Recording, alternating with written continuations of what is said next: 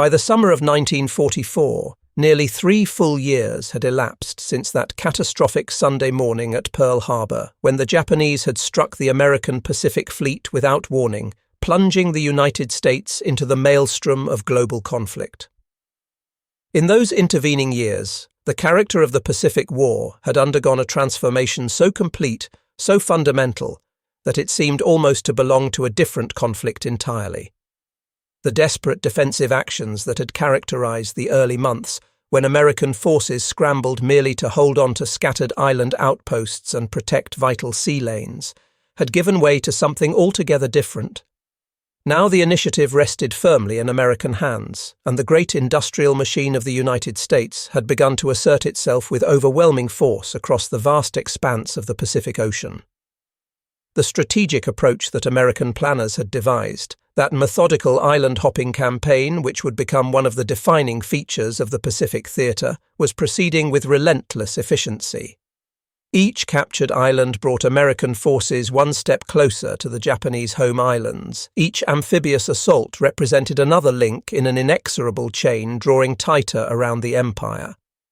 The Japanese defenders fought with characteristic ferocity at every turn, making the Americans pay in blood for every coral atoll and volcanic rock, yet the outcome of each engagement had become increasingly predictable. American material superiority, growing more pronounced with each passing month, was beginning to tell decisively. It was against this backdrop that the American amphibious forces set their sights on the Mariana Islands, that strategically vital archipelago lying deep in what the Japanese had confidently proclaimed to be their defensive sphere. The selection of Saipan as a primary objective represented far more than just another step in the island-hopping campaign. Military planners in Washington and Pearl Harbor understood with crystal clarity that the seizure of Saipan would constitute a pivotal moment in the entire Pacific War, one whose implications would resonate far beyond the immediate tactical situation. For if Saipan were to fall into American hands, if those airfields could be secured and expanded, the consequence would be nothing less than catastrophic for Japan. The new Boeing B-29 Superfortress, that marvel of American aviation engineering with its pressurized cabin and unprecedented range, would suddenly find the major population centers of the Japanese homeland within its striking distance for the very first time. Tokyo, Osaka, Nagoya, and all the other great cities where millions of Japanese civilians lived and worked would lie exposed to strategic bombardment on a scale previously unimaginable. The Japanese High Command grasped the implications just as clearly as their American counterparts. Admiral Toyota Somu, who had assumed command of the combined fleet following the death of his predecessor, understood that Saipan represented far more than another island outpost that could be written off if necessary. This was, quite literally, a matter of national survival. The protective shield that had kept American bombers at arm's length from the home islands would be shattered. The civilian population would be exposed to the full horror of modern aerial warfare. The psychological impact alone might prove devastating, shattering what remained of public morale and faith in the military leadership. Faced with this existential threat, the Imperial General Staff made the fateful decision to commit the remainder of Japan's naval strength to a decisive fleet engagement. It would be an all-or-nothing gamble, a desperate attempt to turn back the American advance through a single climactic battle that would recall the glorious victory at Tsushima Strait 4 decades earlier, when Admiral Togo had annihilated the Russian Baltic Fleet. The responsibility for executing this high-stakes operation, designated Eigo by the Japanese staff, fell to Vice Admiral Ozawa Jisaburo, a capable and experienced officer who had served with distinction throughout the war. Ozawa found himself commanding a force that, at least on paper, appeared formidable. His flagship was the brand-new carrier Taiho, pride of the Japanese fleet, incorporating all the latest advances in naval architecture and representing the pinnacle of Japanese carrier design. Alongside Taiho steamed 8 additional carriers, vessels whose names evoked past glories and present hopes. There was Zuikaku, that veteran of Pearl Harbor and countless subsequent engagements, still afloat when all her sisters had been sent to the bottom. There was Shokaku, another Pearl Harbor veteran whose air group had terrorized Allied shipping for years. The light carriers Junyo, Hyo, Ryuho, and Chiyoda rounded out the force, each carrying its complement of aircraft and aircrew. The air groups themselves represented a more troubling picture for anyone willing to examine the situation objectively. Ozawa could muster approximately 500 aircraft from his carriers, a number that seemed respectable until one considered the quality of the pilots manning those machines. The elite aviators who had trained for years before the war, who had honed their skills over China and in the opening campaigns against the Allies, were nearly all gone now, lost in the grinding attrition of 3 years of combat. Their replacements, rushed through abbreviated training programs as Japan's desperate shortage of fuel and aviation gasoline grew more acute, simply could not match the skill level of their predecessors. Many had only the most basic flight training, and their experience with carrier operations remained rudimentary at best.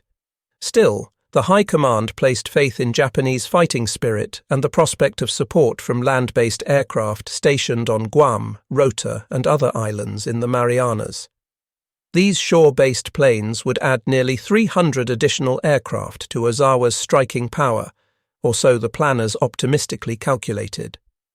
Supporting the carriers came a battle line of 5 battleships, their massive guns representing an earlier era of naval warfare, but still capable of dealing devastating blows if they could be brought into action.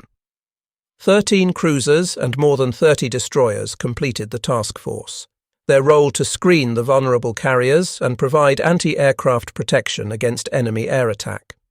It was, in totality, the largest concentration of Japanese naval power since the Guadalcanal campaign, and it represented virtually everything the Imperial Navy still possessed that could be risked in combat. If this force were to be destroyed, Japan would be left with no meaningful naval capability whatsoever.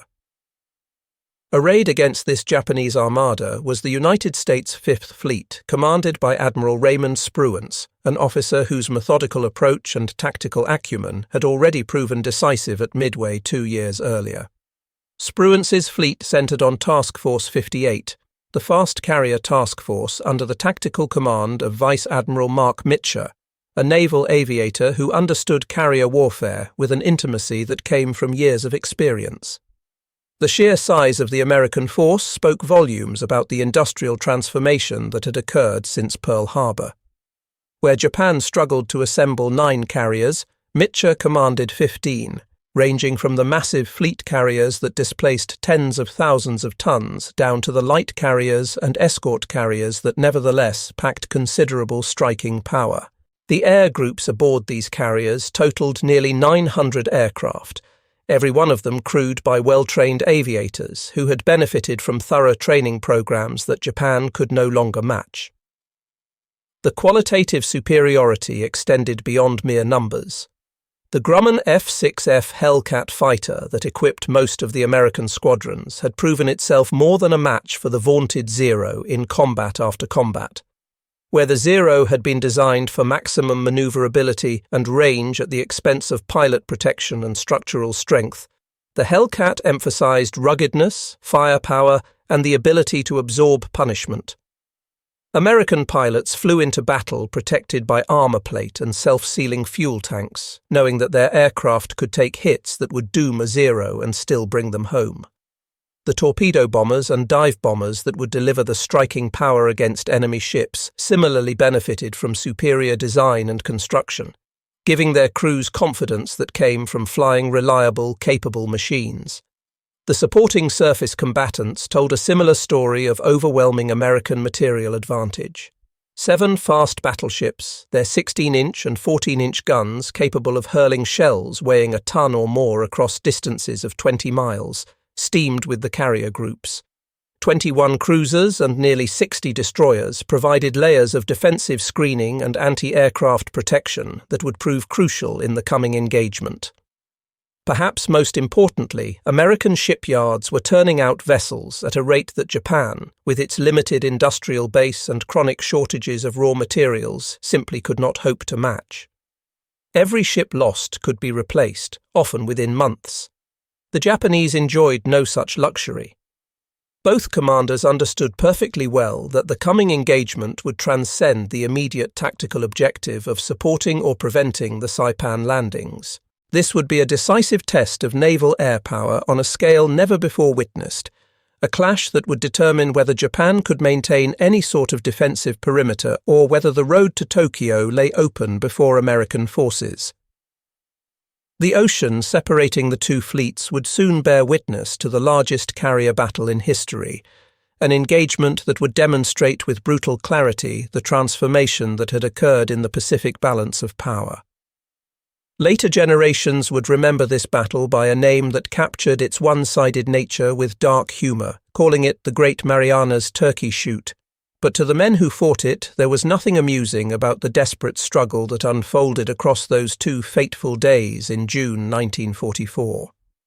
As dawn broke on the 19th of June, the eastern sky gradually brightened from deep purple to pale blue, revealing scattered clouds and excellent visibility that would favour air operations throughout the day. Aboard Taiho, Vice Admiral Ozawa stood on the flag bridge, his eyes scanning the empty horizon to the east, where he knew with certainty that the American fleet lay hidden somewhere beyond the visible range. The tension that pervaded the flagship reflected the knowledge that everything depended on striking first, on catching the Americans before they could launch their own attack. At precisely 15 minutes before 5 in the morning, Ozawa gave the order to launch reconnaissance aircraft, hoping to pinpoint the enemy's position before committing his strike forces. The American commanders, thinking along identical lines, dispatched their own search planes at almost the same moment, setting in motion the sequence of events that would culminate in battle. The first contact came shortly before 6 o'clock, when a Japanese Zero float plane, ranging far ahead of the main force, spotted elements of the American fleet steaming in formation. The pilot, recognizing the immense importance of this sighting, immediately transmitted the coordinates back to his headquarters, providing Ozawa with the targeting information he desperately needed. Having completed this vital mission, the pilot then made the fateful decision to press home an attack on an American destroyer that happened to be nearby, diving down through increasingly heavy anti-aircraft fire in an attempt to strike the enemy vessel. The American gunners, their training evident in the coordinated fire they poured into the sky, caught the Zero in a deadly crossfire. The Japanese plane, its fuel tanks ruptured and control surfaces shredded, plunged burning into the sea. The pilot's sacrifice achieved nothing beyond becoming the first casualty of what would prove to be a very long day of combat. The destruction of the reconnaissance plane served as an alarm bell for both sides. Aboard the American carriers, radar operators had detected the Japanese scout, and now every vessel in Task Force 58 went to general quarters, the klaxons sounding battle stations as thousands of sailors rushed to their posts. On Guam, Japanese air commanders received word that contact with the enemy had been established and immediately began preparing their land-based aircraft for launch. These planes, drawn from various naval air groups and representing a mix of types and capabilities, were intended to coordinate with Ozawa's carrier strikes in a hammer-and-anvil attack that would overwhelm the American defences through sheer weight of numbers. The American radar network, that technological marvel which gave the defending forces an enormous advantage, picked up the Japanese planes lifting off from Guam while they were still circling their own airfield forming up. Fighter directors aboard the carriers immediately vectored Hellcat fighters to intercept, and what followed was a one-sided slaughter that set the tone for the entire battle. The F-6F pilots, guided to their targets with precision by the radar controllers, fell upon the Japanese formation at Orote airfield just as the planes were struggling to gain altitude. Some of the enemy aircraft were still in the process of taking off, their wheels barely clear of the runway, when the Hellcats struck. The engagement that followed bore little resemblance to a fair fight. The American fighters, holding every advantage in position, numbers, and pilot skill, ripped through the Japanese formation with devastating effect. Zeros and bombers alike fell from the sky in flames, or cartwheeled across the coral runway in fiery crashes as American machine guns found their marks. The Japanese pilots, many of them inexperienced youngsters who had never faced combat before, had no chance to employ the tactics they had learned in training. Within less than an hour, 35 Japanese aircraft had been destroyed, their wreckage scattered across a Rote airfield and the surrounding waters. The Americans lost precisely one Hellcat in the exchange, its pilot rescued from the ocean after being forced to ditch. The survivors of the Japanese force, their formation shattered and their mission clearly hopeless, abandoned any thought of attacking the American fleet and instead scattered for home, seeking only to survive. With the immediate threat from Guam neutralized, at least temporarily, the American commanders could now focus their full attention on the main threat approaching from the west. Aboard the flagship Lexington, Vice Admiral Mitcher stood in flag plot, monitoring the steady flow of information from the radar operators. The large plotting boards showed the tactical situation with remarkable clarity, each contact carefully tracked and evaluated by the skilled staff officers. At 8:30 in the morning, those radar screens suddenly lit up with a massive return, hundreds of individual contacts that could only represent a major strike force heading directly toward Task Force 58. Ozawa had committed his carriers to the attack, and now the greatest challenge of the day would begin. The Japanese had actually launched their strike in 3 separate waves, a tactical decision intended to overwhelm the American defences through sustained pressure rather than a single massive blow. Force C had dispatched 69 aircraft, a mixed formation of fighters, dive bombers, and torpedo planes. Force A contributed 128 aircraft, the largest single wave of the day. Force B added 47 more planes to the attack.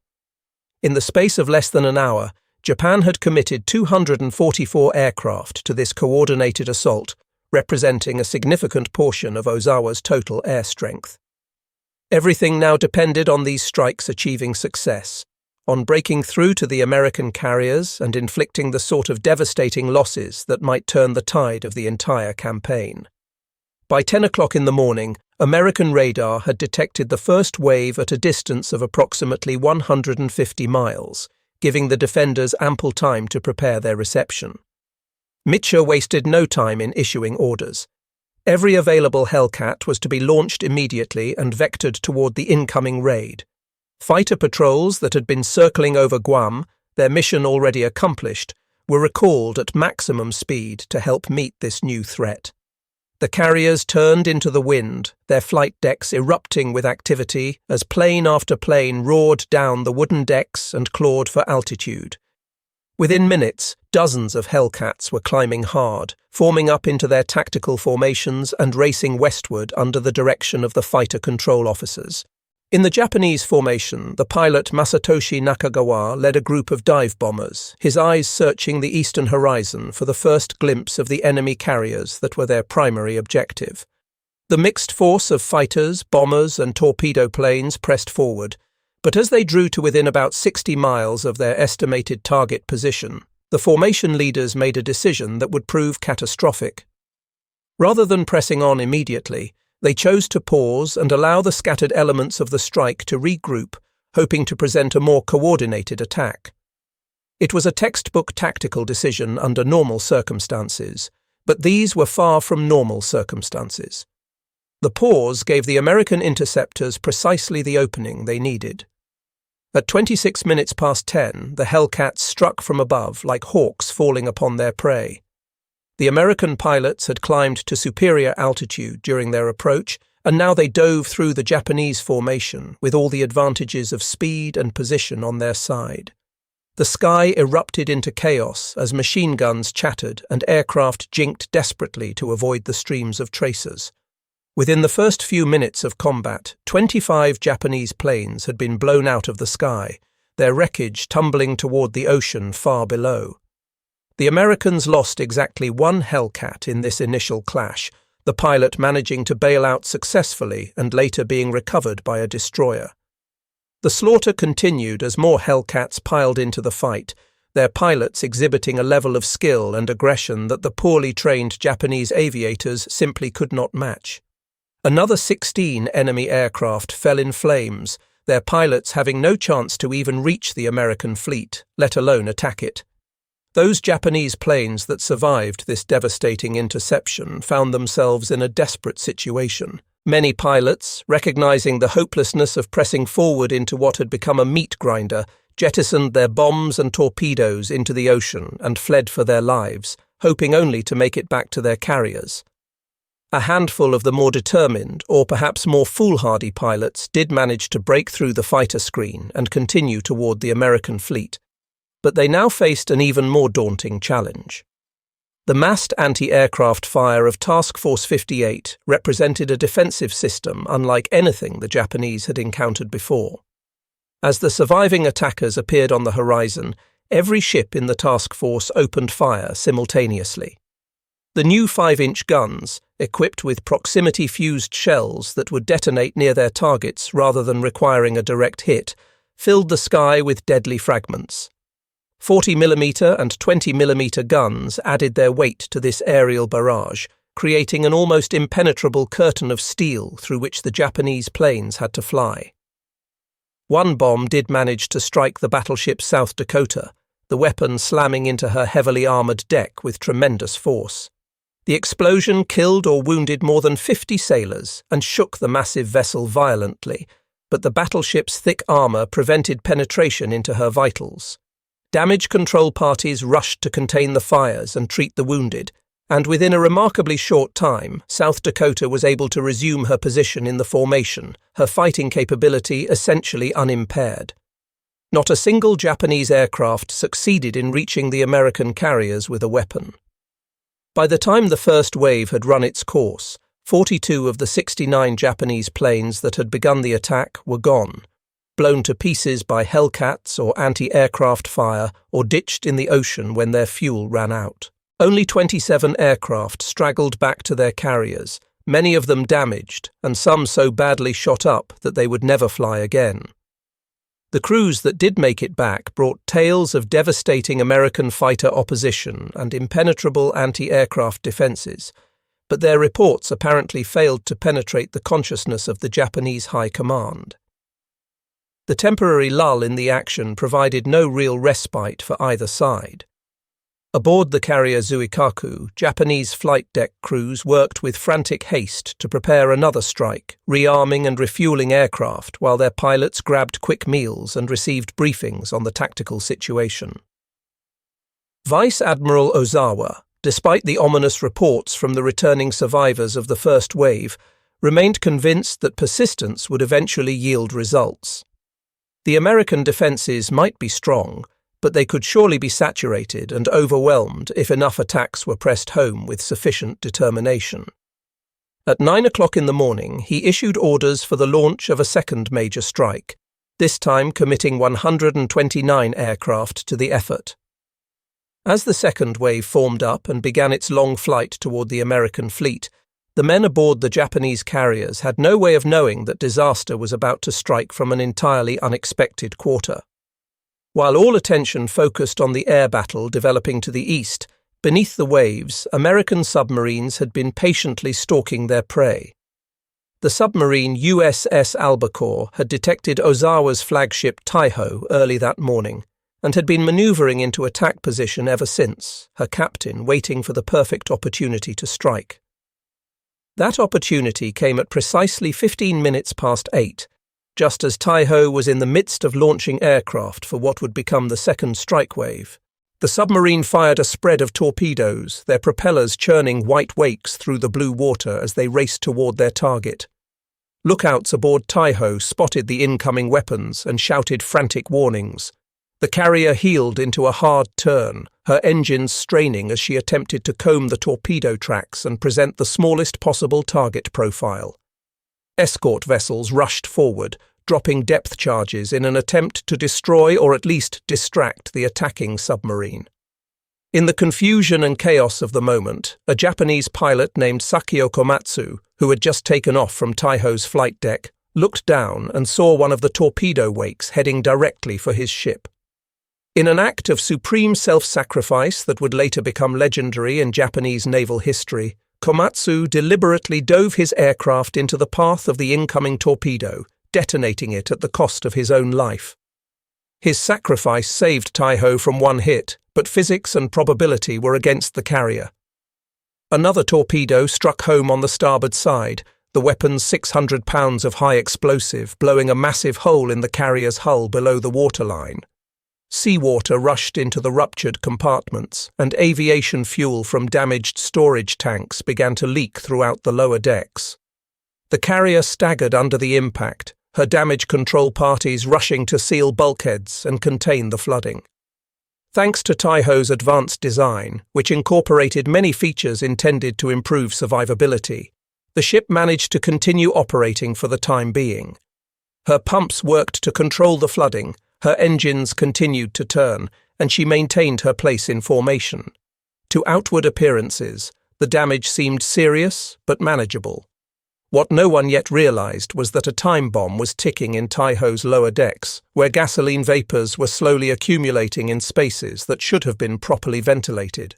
While Taiho fought to stay afloat, the second Japanese strike wave was drawing near to the American fleet. At 11:07, US radar operators detected this new threat approaching from the southwest, another massive formation of hostile aircraft heading directly toward Task Force 58. The American fighters, many of which had just landed to rearm and refuel after the first engagement, were immediately turned around and launched again. Other Hellcats that had been circling on combat air patrol positions were vectored toward the incoming raid.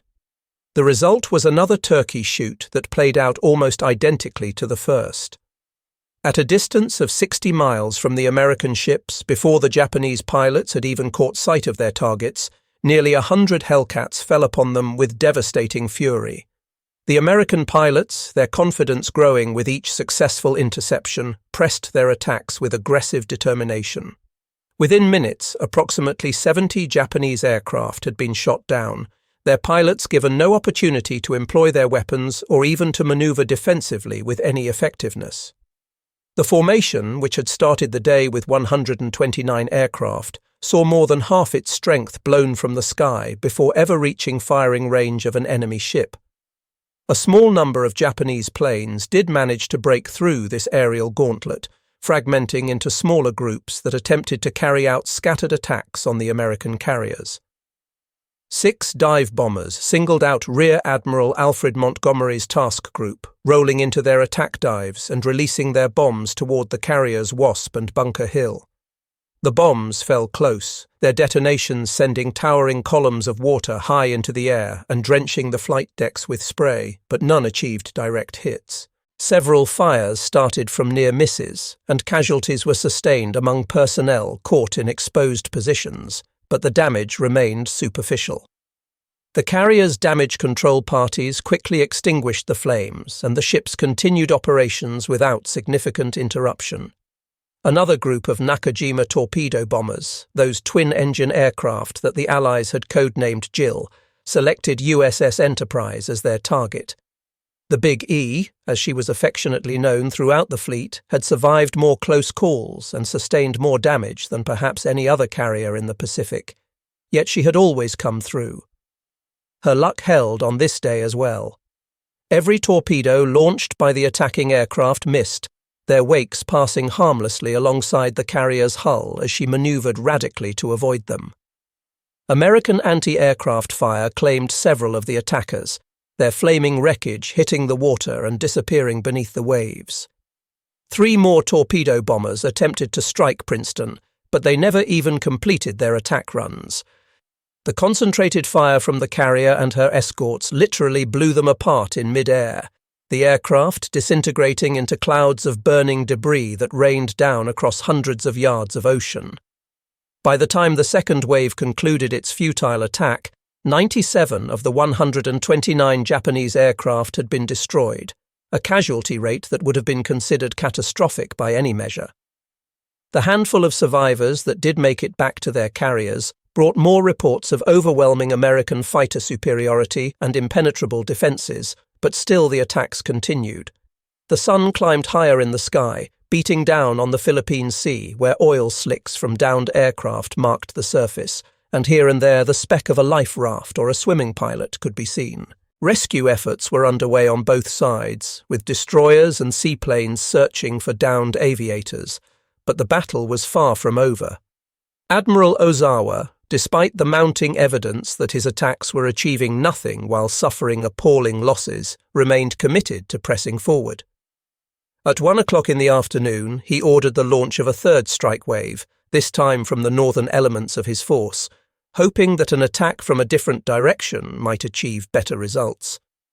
47 aircraft thundered off the flight decks and formed up for their run toward the enemy. This wave managed to penetrate to within about 50 miles of the American fleet before being intercepted, but when 40 Hellcats bounced them from advantageous positions, the result was another disaster. The engagement that followed was brief but brutal.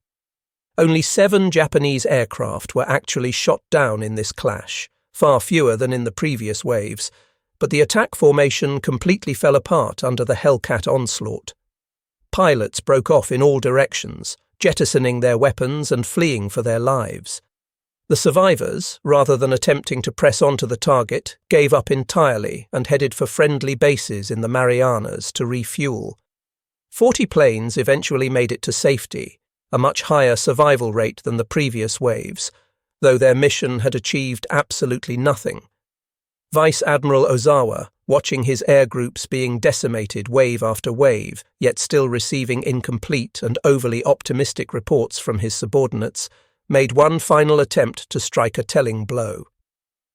Between 11 and 11:30 that morning, the Japanese carriers had launched their fourth and largest strike of the day, committing 84 aircraft in what represented virtually the last reserves of offensive air power available to the mobile fleet. Every hope now rested on this attack achieving the breakthrough that had eluded the previous 3 waves, on these pilots finally reaching the American carriers and inflicting the sort of devastating damage that might justify the terrible losses already sustained.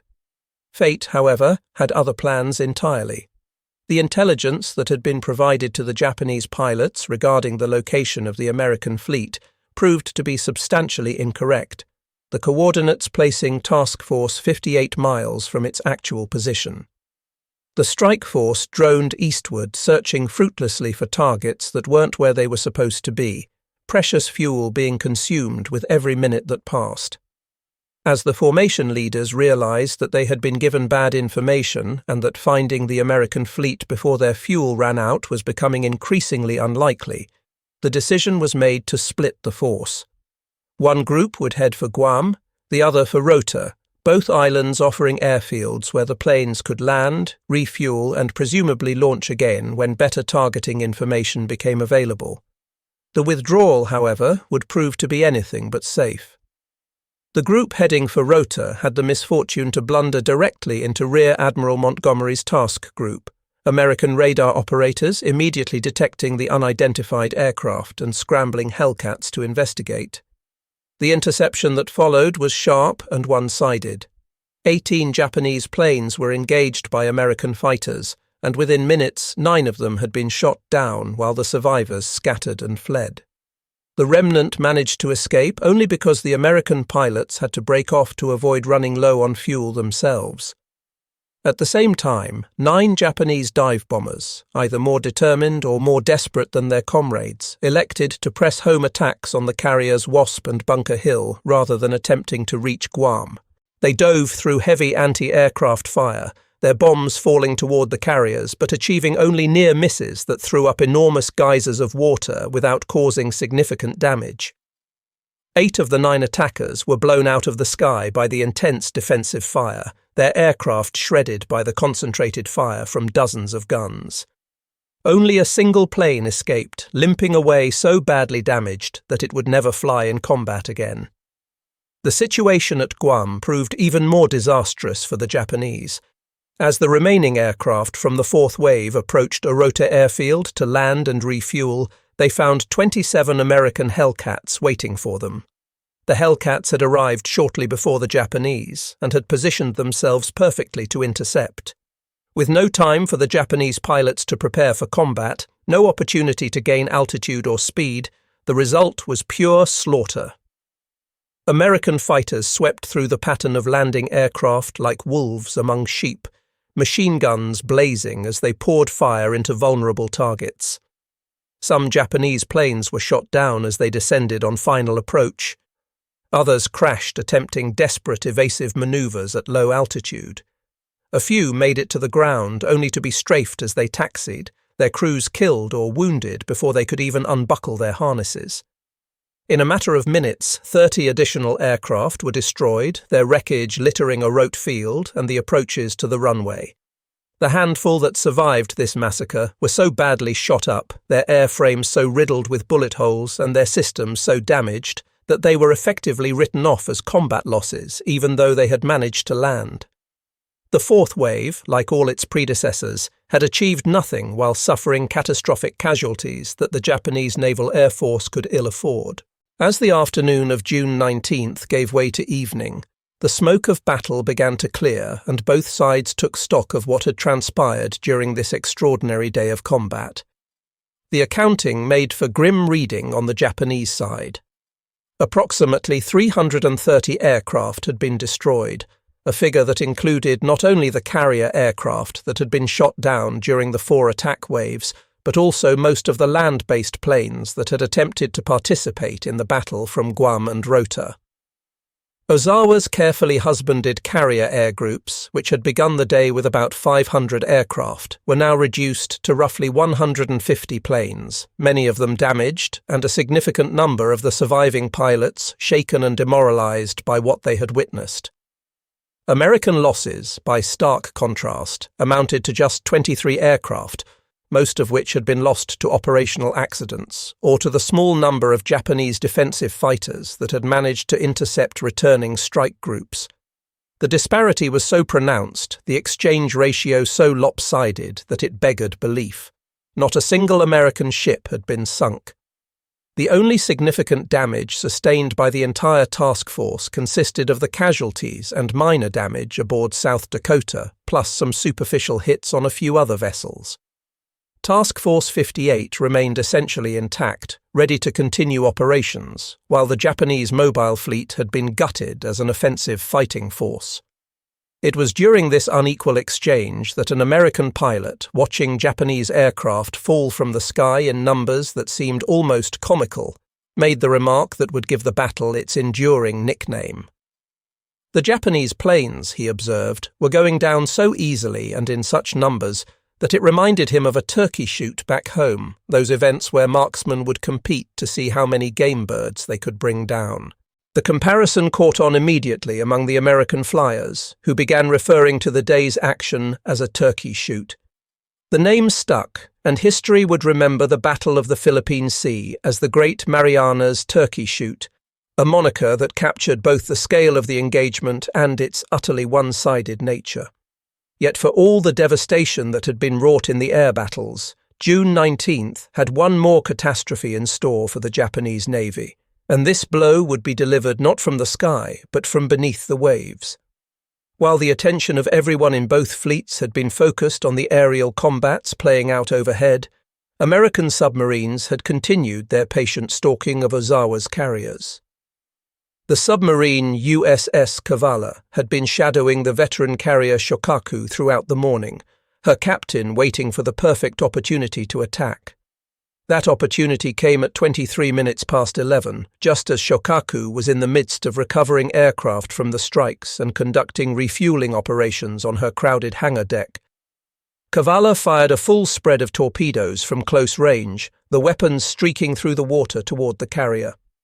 At least 3 of them found their mark, the 600-pound warheads detonating against Shokaku's hull with tremendous force.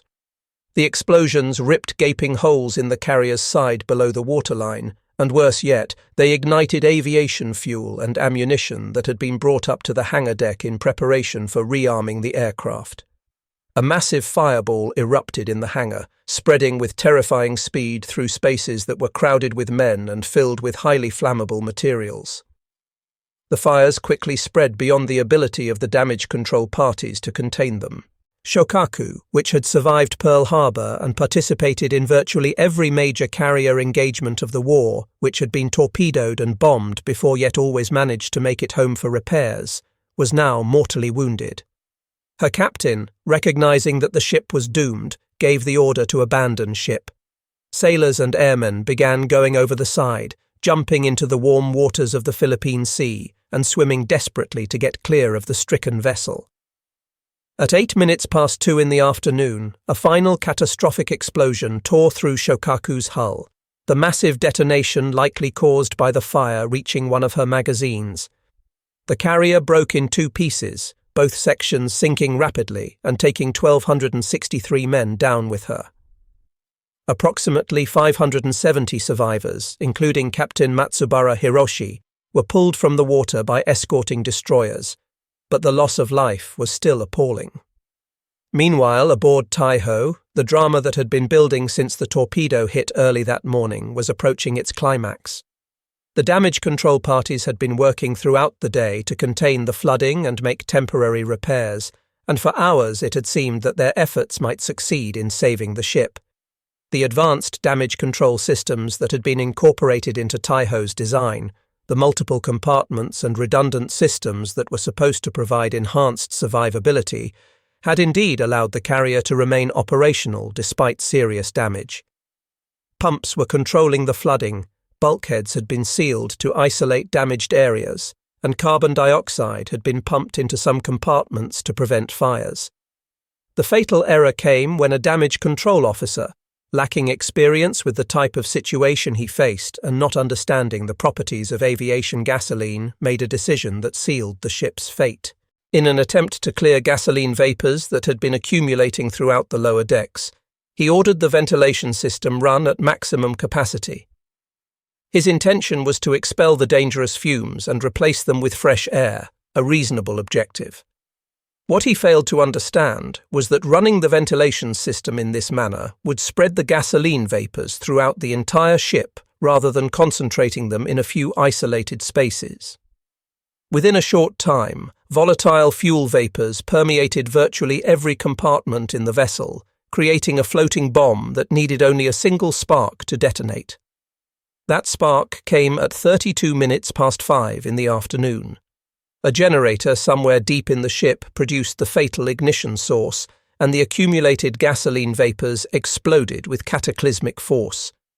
The internal explosions that followed, a chain reaction of devastating detonations, literally tore Taiho apart from within. Flight deck elevators were blown hundreds of feet into the air. Entire sections of the hull were peeled back like tin foil. Flames shot skyward in columns visible for miles. The pride of the Japanese fleet, the newest and most advanced carrier they possessed, shook violently under the hammering of these internal explosions and then began to settle rapidly by the bow. Vice Admiral Ozawa barely managed to escape with his life, transferring his flag to a destroyer in the confusion and chaos as Taiho went down.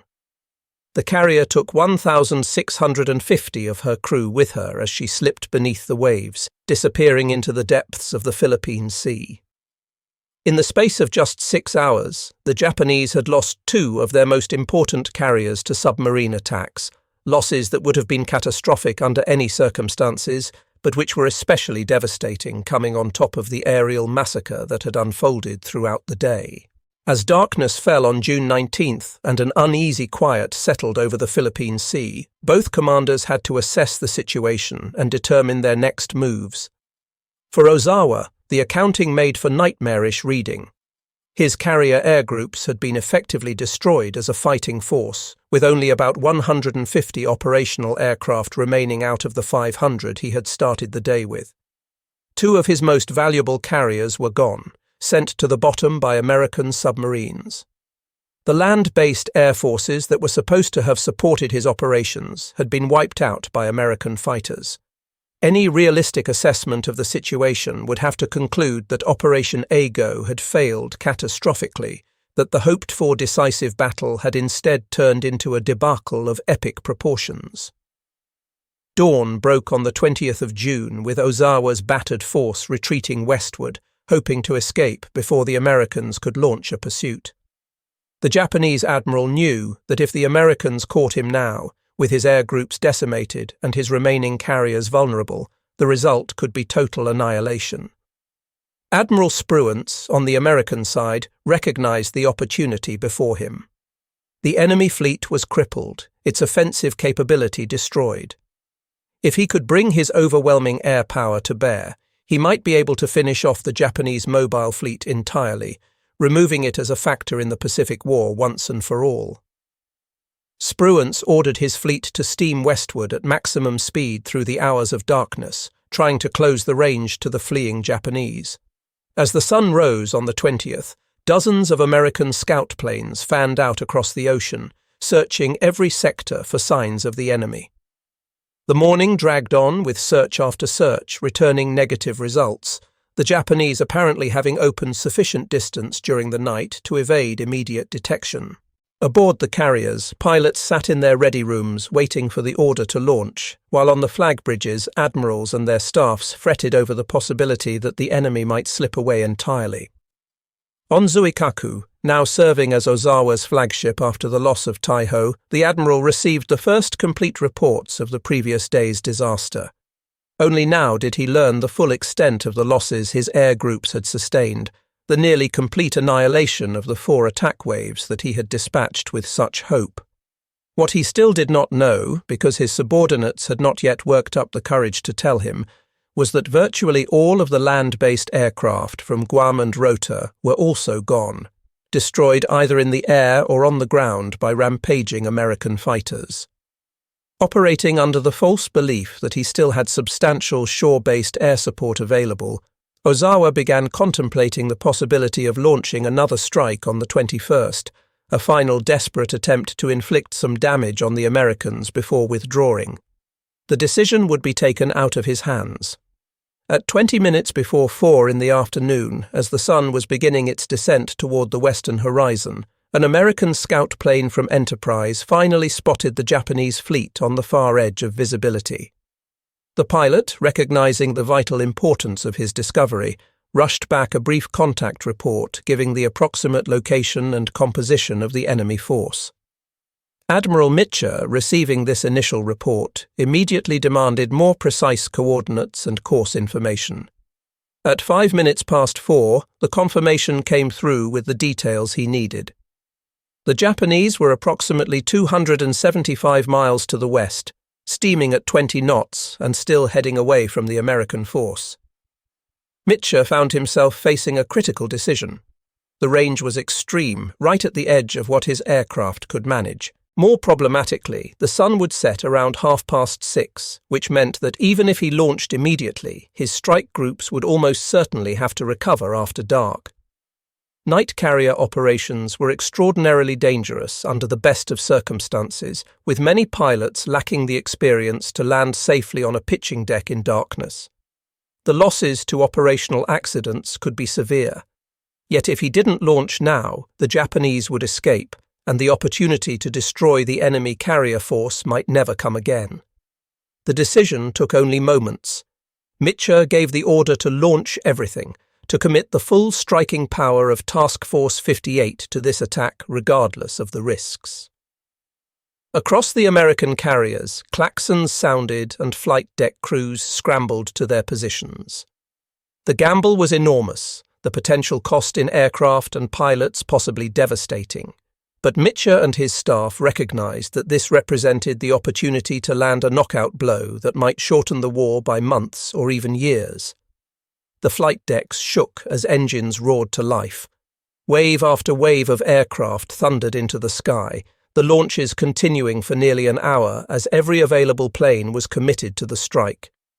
The final count came to 226 aircraft, a massive aerial armada that represented nearly the entire offensive capability of the task force. 95 Hellcat fighters, each armed with a 500-pound bomb in addition to their guns, formed the escort and bombing element. 54 Avenger torpedo bombers carried the ship-killing weapons that could punch through a carrier's hull. 77 dive bombers, a mix of Curtiss Helldivers and the older Douglas Dauntlesses, would deliver precision attacks from altitude. The formation climbed and formed up, then turned westward and raced toward the enemy at maximum cruising speed. By 6 o'clock in the evening, as the light began to fade and the sky took on the golden hues of approaching sunset, the Japanese fleet was in the midst of refueling operations, with oilers alongside several of the larger vessels transferring precious fuel oil. It was at this moment that a lookout suddenly spotted dark shapes approaching from the eastern sky, quickly resolving into multiple aircraft formations. The alarm went up immediately. Sirens wailed across the fleet as every ship went to battle stations. Ozawa managed to scramble 35 Zero fighters into the air, virtually all the serviceable fighters he had left, while the escorts pulled away from the oilers and tightened their defensive formations. Anti-aircraft crews scrambled to their guns, loading and preparing to engage. The American strike fell upon the Japanese fleet like a thunderbolt. The first targets to present themselves were 3 fleet oilers trailing behind the main force, vulnerable tankers whose loss would cripple the Japanese fleet's operational mobility. Several American squadrons, their pilots recognizing the strategic value of these ships and also conscious of their own dwindling fuel supplies, immediately rolled in to attack. Bombs rained down on the hapless oilers, many scoring direct hits that set the vessels ablaze. 2 of the tankers were soon burning fiercely, their cargoes of fuel oil feeding infernos that sent towering columns of black smoke into the evening sky. A third oiler was broken in half by a direct hit amidships, the 2 sections sinking rapidly. With the oilers destroyed or burning, the American strike groups turned their attention to the main prize, Ozawa's remaining carriers. The carrier Hiyo quickly became the focus of concentrated attack. Officers on her bridge had barely time to shout warnings before torpedo bombers from USS Belleau Wood, approaching low over the water, launched their weapons. At least 2 torpedoes, possibly more, slammed into Hiyo's hull, the massive explosions blowing enormous holes below the waterline. The carrier shuddered violently under the impacts, her machinery spaces flooded, and her propulsion system catastrophically damaged. Damage control parties rushed to contain the flooding and fight the fires that had broken out, but the situation deteriorated rapidly. The hits had been too severe, the damage too extensive. Within 2 hours of the torpedo strikes, a massive internal explosion tore through Hiyo's hull, probably caused by fire reaching the aviation fuel tanks or magazines. The carrier broke apart and sank quickly, taking 250 sailors with her to the bottom. Over 1,000 men were rescued from the water by destroyers, but Hiyo was gone, the 3rd Japanese carrier to be lost in 2 days. The surviving carriers did not escape unscathed. Zuikaku, Junyo and Chiyoda all took bomb hits or near misses that started fires and caused casualties. Thick smoke poured from damaged sections of their flight decks, and flames licked at hangar spaces where fuel and ammunition were stored. The damage control parties on these vessels managed to contain the fires before they could spread out of control, and while the carriers were hurt, they remained afloat and mobile. The battleship Haruna took a direct bomb hit on one of her main battery turrets, the explosion killing and wounding many of the gun crew and temporarily putting the turret out of action. Quick thinking by damage control personnel who immediately flooded the magazines beneath the damaged turret prevented what could have been a catastrophic explosion that might have destroyed the entire ship. After approximately 30 minutes of sustained bombardment, the American attack began to taper off as the strike groups, their weapons expended and their fuel running low, turned for home. The toll on Ozawa's force had been severe. 3 vital fleet oilers were gone, their fuel desperately needed for continued operations now lost at the bottom of the ocean. The carrier Hiyo had been sunk, reducing Japan's carrier strength still further. The remaining carriers bore the scars of battle, their decks pockmarked with bomb craters and their crews shaken by the ferocity of the attack. American losses in the strike amounted to about 20 aircraft, most of them shot down by anti-aircraft fire or the defending fighters. For Vice Admiral Ozawa, standing on Zuikaku's flag bridge and watching the black smoke from burning ships stain the evening sky, the dream of a decisive victory had turned into a nightmare from which there seemed no awakening. The plan to ambush the American fleet, to inflict crippling losses through coordinated airstrikes and turn the tide of the Pacific War, had collapsed utterly. Instead, it was the Japanese who had suffered crippling losses, who had seen their carefully assembled striking force torn apart by an enemy that had proven superior in every dimension of the engagement. But if the Japanese had suffered grievously during the attack, the Americans now faced their own trial. The strike groups began their return flight with dusk rapidly giving way to full darkness and with fuel gauges showing worryingly low levels after the long flight to the target and the combat that had followed. The range had been so extreme that many aircraft were already running on fumes, their pilots nursing their engines and praying that the fuel would hold out long enough to reach the carriers. At 45 minutes past 8 in the evening, the first returning aircraft appeared in the darkening sky over Task Force 58, their navigation lights winking as they searched desperately for their carriers. Landing on a carrier deck at night under ideal circumstances required skill and nerve. Landing on a carrier deck at night after a maximum range mission, with fuel running out and fatigue affecting judgment, bordered on the impossible for many of the less experienced pilots. Aboard USS Hornet, Rear Admiral Joseph Clark recognized the desperate situation developing and made the bold decision to order his ship's floodlights switched on, illuminating the flight deck in defiance of all blackout regulations. The lights would make Hornet a beacon visible for miles, potentially attracting enemy submarines or aircraft, but they would also guide the returning pilots home. Admiral Mitcher, apprised of Clark's decision, immediately extended it to the entire fleet.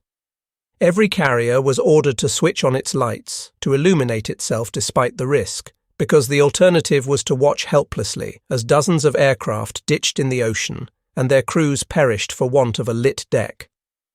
Searchlights stabbed into the night sky, their beams sweeping back and forth to guide the lost and fuel-starved aviators. Destroyers on the periphery of the formation fired star shells into the air, creating artificial daylight that would help pilots find the fleet. One by one, exhausted aircraft came down onto illuminated flight decks, their pilots often making less than perfect landings, but at least getting aboard safely. The scene that unfolded over the next several hours was chaotic in the extreme. Pilots, many of them flying on vapors with their fuel gauges reading empty, landed on the first carrier deck they saw, regardless of whether it was their assigned ship. Some aircraft, their engines coughing and dying from fuel starvation, crash-landed on decks or went into the barriers, their wrecked airframes pushed aside to clear the deck for the next plane. Others ran out of fuel while still in the landing pattern and ditched into the ocean, their pilots and crew hopefully getting clear before their aircraft sank. Still others, recognizing that they would never make it to a carrier, deliberately ditched near destroyers in hopes of being quickly rescued. The rescue operations continued through the night, with destroyers and cruisers dispatching boats to search for downed aviators, while destroyer crews scanned the dark waters with searchlights looking for men in life rafts or swimming. By the time dawn broke on June 21st, the final accounting showed that 80 aircraft had been lost to crashes, fuel exhaustion, or ditching. However, and this was the crucial statistic that made Mitcher's decision worthwhile, approximately 3/4 of the aircrew had survived. Destroyers and other ships plucked men from the water throughout the night and into the following day, many of them having spent hours bobbing in life rafts or clinging to wreckage. Admiral Mitcher, reviewing the loss figures in the cold light of morning, understood fully the price that had been paid for his gamble at sunset. 80 aircraft lost, crews who might never fly again even if they had survived, all to achieve a successful strike against an enemy fleet that was already crippled. Yet he also understood that the alternative, allowing the Japanese carriers to escape, would have meant failing to capitalize on the greatest tactical opportunity presented thus far in the Pacific War. The decision had been necessary, even if the cost had been high. That same night, hundreds of miles to the west at Combined Fleet Headquarters in Japan, Admiral Toyota received the final reports from the Philippine Sea and read them with a sinking heart. The numbers told a story that admitted of no positive interpretation. The mobile fleet had been shattered as an offensive instrument. The carrier air groups had been annihilated. 3 fleet carriers were gone, along with irreplaceable numbers of trained aircrew. The hoped-for decisive battle had turned into a catastrophe that would echo through the remaining year of the war. With heavy heart, Toyota sent out the order for what remained of Ozawa's force to withdraw, to retreat to Okinawa and ultimately back to the home islands. The American fleet pursued for a time on the 21st, but with the victory already secured and the primary mission of supporting the Saipan landings accomplished, Spruance decided against a prolonged chase. Task Force 58 turned back eastward, leaving the battered remnants of the Japanese mobile fleet to limp away westward. The Battle of the Philippine Sea was over, and the verdict was unambiguous. The final accounting made for sobering reading on the Japanese side. Out of 373 carrier aircraft launched in the 4 major strike waves, only 130 had returned to their ships, and many of those were subsequently lost when their carriers sank. Including the land-based aircraft destroyed over Guam and Rota, plus the submarine attacks on the carriers with their aircraft still aboard, Japanese losses totaled somewhere between 475 and 550 aircraft, representing virtually the complete annihilation of the elite naval air arm that had been so carefully assembled. Ozawa's force had been reduced to a bare 35 operational aircraft, nowhere near enough to constitute an effective striking force. The ship losses were equally catastrophic from Japan's perspective. 3 fleet carriers, Taiho, Shokaku and Hiyo, had gone to the bottom, along with 2 fleet oilers, their hulls now resting in the deep waters of the Philippine Sea. The surviving carriers had all sustained damage of varying degrees, requiring weeks or months of repair work before they could resume operations. The human cost defied easy calculation, with thousands of trained sailors and aviators lost, many of them veterans whose experience and skill could never be replaced. American losses, by stark contrast, remained minimal. Not a single ship had been sunk, with only the battleship South Dakota sustaining damage significant enough to require yard time for proper repairs. The aircraft losses totaled 123 planes, but significantly, the vast majority of these had been lost not to enemy action but to operational accidents during the nighttime recovery after the sunset strike. Compared to what the Japanese had lost, American casualties were negligible, and the lost aircraft could be replaced within days from the constant flow of new production rolling off assembly lines back in the United States. The Battle of the Philippine Sea, forever remembered by the sardonic nickname the Great Marianas Turkey Shoot, had delivered a mortal wound to the Imperial Japanese Navy's carrier aviation capability. In the space of just 2 days, the carefully husbanded air groups that represented Japan's last hope for challenging American naval supremacy had been torn to shreds, thrown away in a series of futile attacks that had achieved nothing while costing everything. The thousands of hours spent training pilots, the precious aviation fuel consumed in practice flights, the carefully assembled reserve of aircraft, all of it had been squandered in a battle that had never stood any realistic chance of success. 4 months later, when the Japanese Navy made its final desperate gamble at the Battle of Leyte Gulf, Ozawa would still be in command of the carrier force, but the term carrier force had become a cruel joke. His carriers sailed with virtually no aircraft aboard, their empty hangar decks a mocking reminder of what had been lost in the Philippine Sea. The carriers' only role in that final great naval battle would be to serve as decoys, deliberately exposing themselves to draw American forces away from the real Japanese objectives. It was a degrading end for vessels that had once been the pride of the fleet, reduced to functioning as nothing more than expensive bait. The strategic consequences of the American victory rippled outward with gathering force. With the Japanese mobile fleet removed as a meaningful threat, American forces proceeded to seize the Mariana Islands without significant naval opposition. Saipan fell after savage fighting that cost both sides heavily in casualties, but fall it did, and with it went any hope Japan might have harboured of maintaining a defensive perimeter that would keep American strategic bombers at bay. The airfields on Saipan, Tinian and Guam were rapidly expanded and improved, transforming them into major air bases from which the new B-29 superfortresses could reach the Japanese home islands with ease. Beginning in late 1944 and continuing through the first months of 1945, waves of these huge bombers lifted off from Marianas airfields and flew north to rain destruction on Japanese cities. The bombing campaign, starting with high-altitude precision attacks and eventually transitioning to low-level incendiary raids, reduced major urban areas to smoking ruins. Tokyo, Osaka, Nagoya, Kobe, and dozens of other cities experienced firestorms that killed hundreds of thousands of civilians and left millions homeless. The Japanese defensive perimeter that was supposed to have prevented exactly this scenario had been breached, and now the civilian population paid the price in blood and terror. In every conceivable measure, the Battle of the Philippine Sea in June 1944 had confirmed American naval supremacy in the Pacific theater and simultaneously demonstrated the fatal decline of Japanese naval power. The Imperial Navy, which had begun the war with such confidence and which had scored stunning victories in the opening months, had been reduced to impotence by superior American industrial capacity, training programs, and tactical innovation. The Turkey shoot in the Marianas proved to be not an aberration, but rather a stark revelation of how far the balance of power had shifted since Pearl Harbor, and it pointed unerringly toward the inevitable conclusion of the Pacific War.